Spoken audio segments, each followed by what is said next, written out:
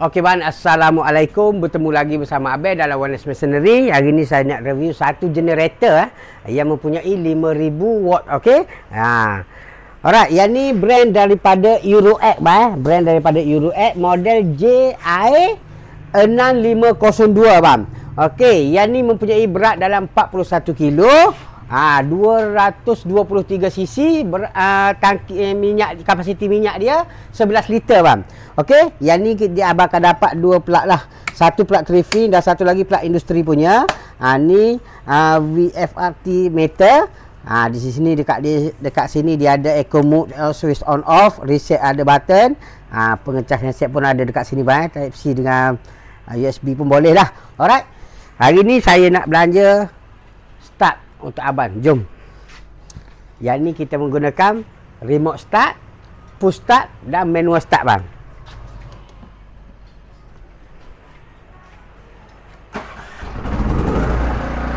Okey.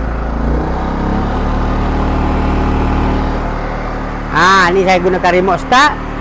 Alright. Apa barang abang akan dapat? Ni abang akan dapat industri plug pun abang akan dapat dan buku manual book. Corong dia bagi sekali dengan panah toolkit dia bang. Dengan toolkit lah. Alright. Hari ni saya nak belanja abang yang ni 1500 watt bang. Kompresor 1500 watt ni saya nak try support dekat sini. Boleh support tak? Jom.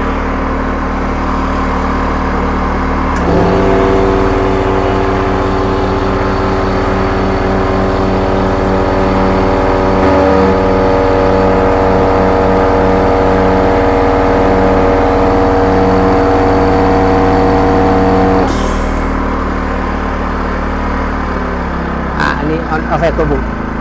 Okey.